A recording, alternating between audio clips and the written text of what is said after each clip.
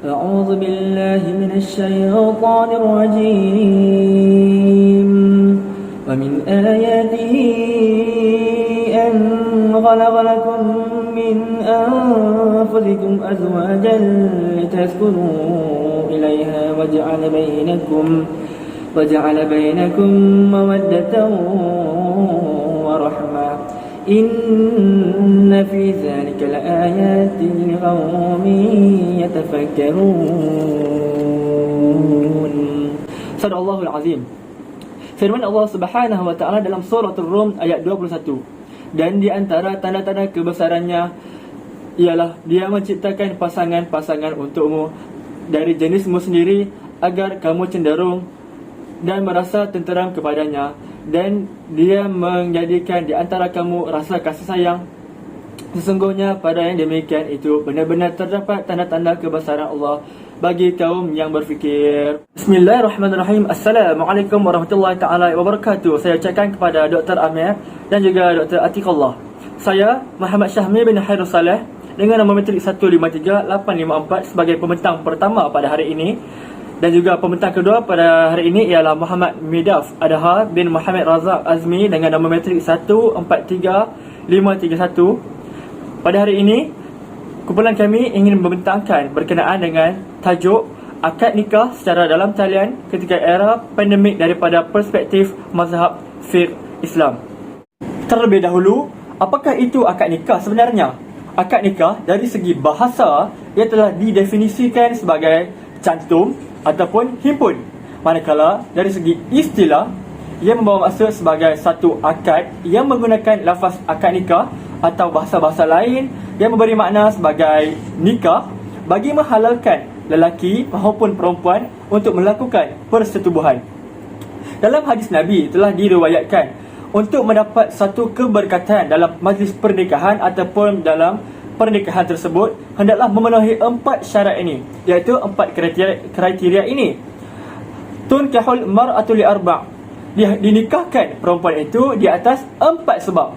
Yang pertama ialah li jamaliha, kerana cantiknya perempuan itu. Dan yang kedua adalah wali hasabiha, kerana keturunannya. Yang ketiga wali maliha, kerana hartanya. Dan yang paling penting ialah wali diniha, kerana agamanya. Fazfar bizatid din taribat yadak, maka yang terbaik adalah yang paling terbaik dalam pemilihan pasangan hidup kita adalah pilihlah pasangan kita kerana agamanya. Nescaya kamu akan beruntung dan peroleh keuntungan.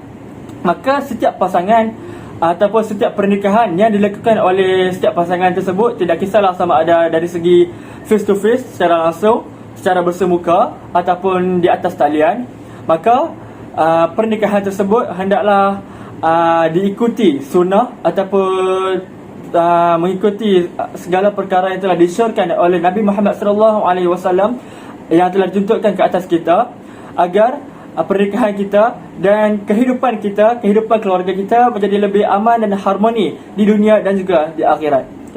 Kemudian saya akan teruskan dengan hukum akad nikah dalam talian.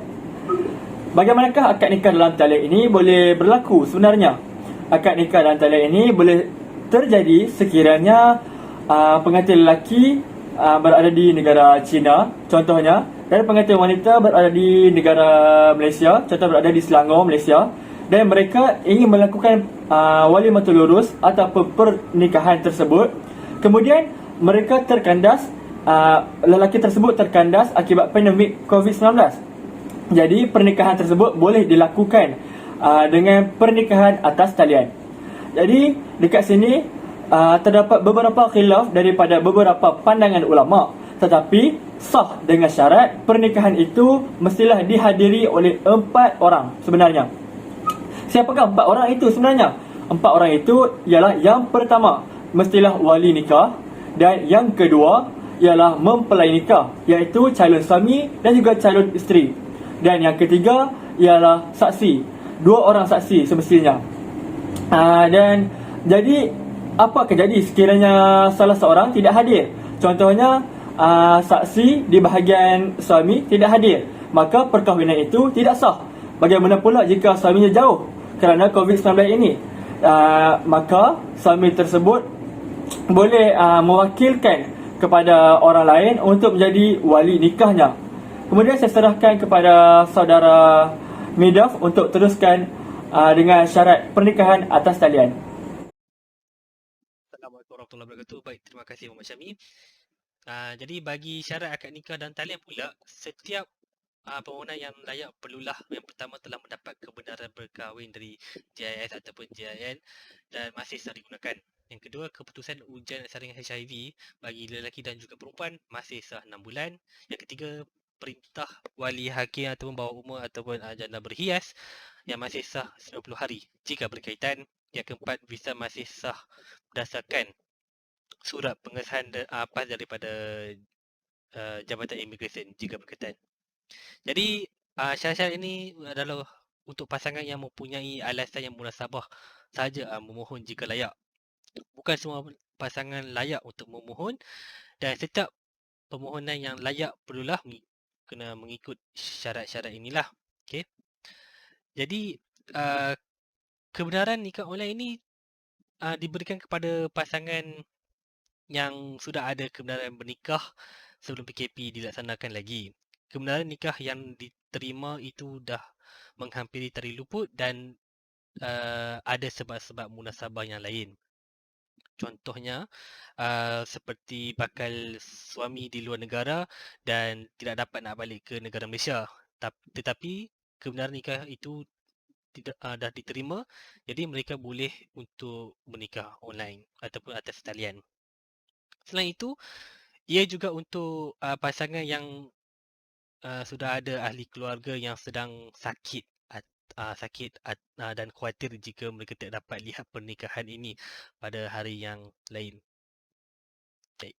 Seterusnya, syarat akad nikah dalam talian. Kita juga mempunyai syarat-syarat lain yang harus ditepati untuk melakukan akad nikah online ini adalah seperti berikut. Yang pertama, hendaklah majlis ini berlangsung di tahap al-yakin bukan al-zan. Tidak ada unsur yang kedua, tidak ada unsur penipuan iaitu al-ghahar dan keraguan. Yang ketiga, cukup semua rukun dan syarat-syarat sah nikah menurut hukum syarak. Yang keempat, digalakkan wali sendiri yang mengakad nikahkan pasangan. Yang kelima, terdapat halangan untuk melakukan akad nikah di tempat yang ditentukan, ya, kerana berjauhan. Contohnya seperti berada di luar negara dan sukar bagi kedua-dua belah pihak berada dalam satu majlis yang sama disebabkan sakit ataupun banjir dan sebagainya. Yang keenam, tertakluk kepada semua peraturan dan undang-undang yang sedang berkuat kuasa. Jadi untuk sesiapa yang belum dapat kebenaran untuk menikah atau yang masih belum jumpa jodoh, ini tidak dibenarkan sama sekali. Jika alasan yang diberikan juga ialah nak jimatkan kos majlis perkahwinan, jadi permohonan itu juga tidak layak. Pasangan tersebut akan diminta untuk tunda ke tarikh lain.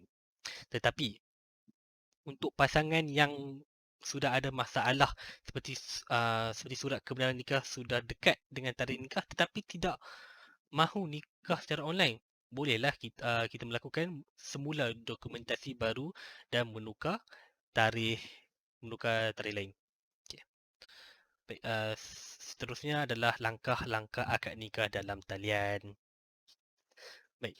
Yang pertama adalah pasangan yang ingin melangsungkan pernikahan mestilah melakukan permohonan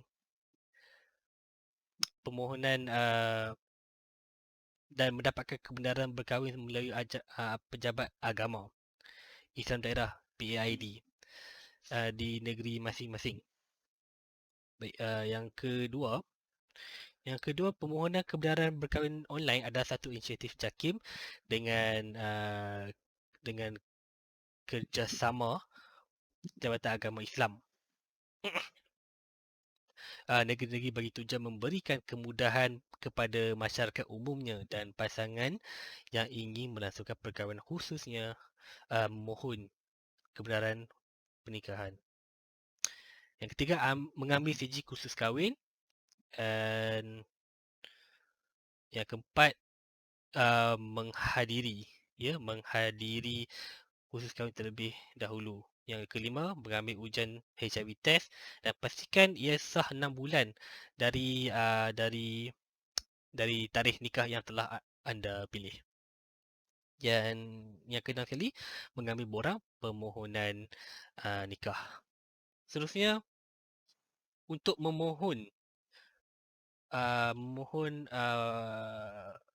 berkahwin online ni, okay, kita perlu dilakukan melalui portal SPPIM ataupun Sistem Pengurusan Perkahwinan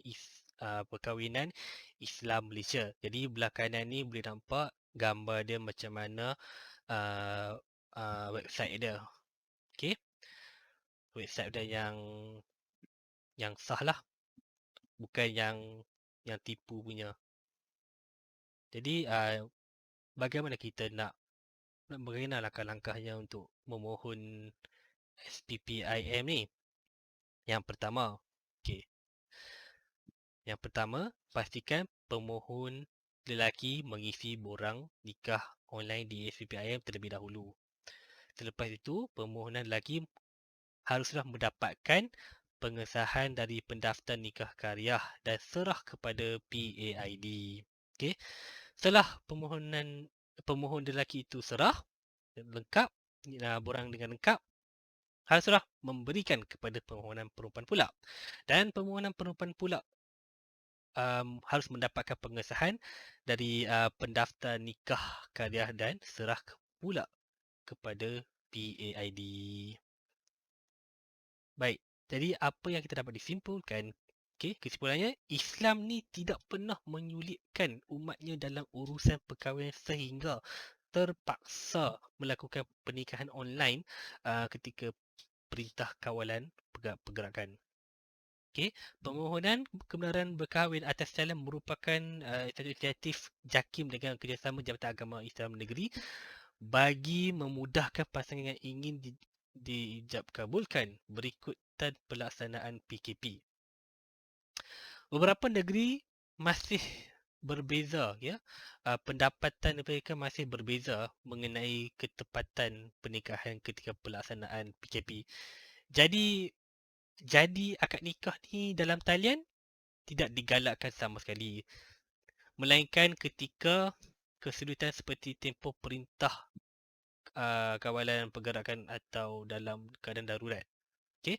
Jadi kalau tempoh PKP ni dah tamat, kita tak galakkan lah untuk membuat pernikahan atas sana, kita buat secara biasa. Baik, itu sahaja daripada kami. Terima kasih. Assalamualaikum warahmatullahi wabarakatuh.